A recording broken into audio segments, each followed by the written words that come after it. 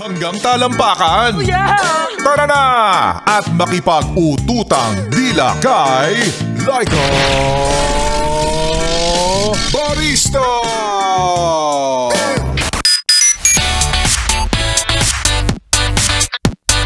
Hi at kaway-kaway sa'yo, yes, friend.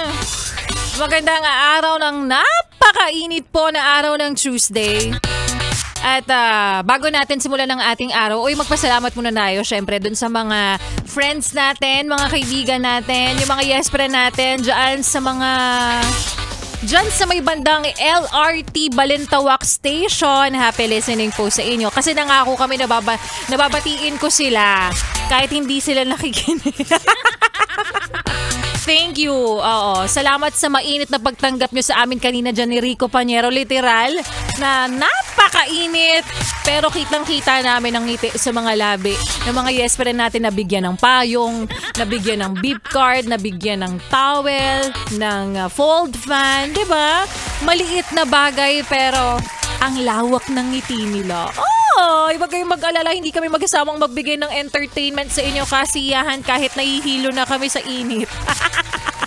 Charot. At hi at kaway-kaway rin para sa yes friend na nakikinig ngayon na nag-book na. O kaya naman isa na sa bumili ng ticket, nag-book na ng seat sale or piece of fare. Ayan, palakpakan natin yung mga magyayabang na naman dyan sa kanilang mga kaibigan. O diba? Na sobrang mura. Na sobrang mura dahil ngayon mo binili after 2 years tsaka kalilipad. Binook mo na kayo pa ng jowa mo. Pero paglipad nyo, wala na kayo. Diba? Pero okay lang yun, yes friend. I-book mo lang. Alam naman natin ang purpose niyan sa ngayon, iyabang. Iyabang sa friends mo na nakapag-book ako ng mura. Kalain mo, yung round trip 3K na. O diba? Total naman, isa yan talaga sa goal mo. Oo, na iyabang ang ibinook mo na napakamura talaga na airfare. O, sakaling ikaw, kapag ganyan nasa aeroplano, yung tipong kapag regular fare yung binili mo, ang announcement ng pilot, to all regular passengers, thank you for flying with me. In case of emergency, under your seat is your life vest. Yan. And to all piece of fare passengers, in case of emergency, repeat after me. Ganun. Our Father.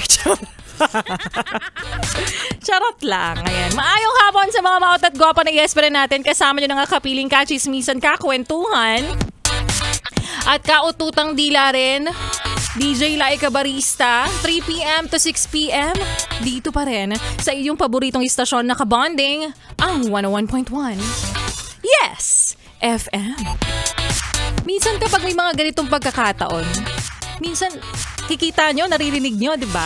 Kapag adlib tayo ng maayos habang natutusok ako ng pakaw ko, ganun. Ng hikaw ko, rather. But anyways, para sa iyo, yes, pre, na sa mga oras na ito, ay nag-aabang o kaya naman may matinding pangangailangan, maraming bills na dapat bayaran at ikaw ang breadwinner ng tahanan, ipandagdag mo na nga yung premyong aming ipinamimigay para po sa ating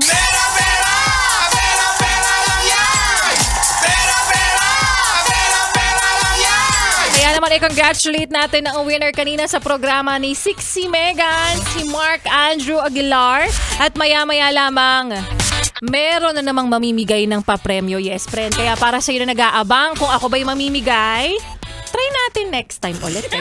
Namigay na nga ako kahapon eh. Alternate to, oo. Ina-announce ko lang sa'yo para mamaya abangan mo si Ganda Wanda kung sino o ano ang ipamimigay niya. Kaya naman para sa iyo, yes, pero nakikinig ngayon, sumali ka na. Huwag ka nang magpatumpik-tumpik pa. Makinig lang sa programa ng mga DJs ng 101.1 Yes FM at manalo ng 500 pesos para po sa atin.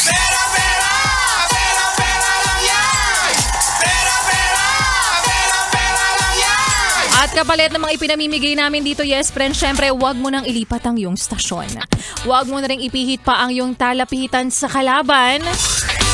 Kahit na sa sister station pa namin yan. Charot, ang competitive.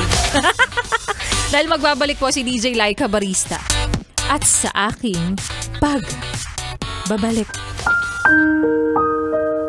Ang sabi nila, tao ka lang at nagkakamali, na minsan kayang patawarin agad yung kasalanan na nagawa, pero minsan naman kailangan mo talagang paghirapan para maibalik ulit ang tiwalang nasira. At yan nga, yes, pre, ng kwento na ating mapapakinggan mamaya sa aking pagbabalik para po sa ating Laika Barista Moments.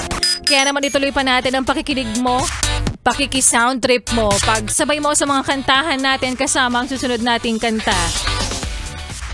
Para sa mga mahilig magsinungaling dyan, ayaw sabihin ang katotohanan na kung bakit ka nga ba lumiban sa iyong pinagtatrabahuhan.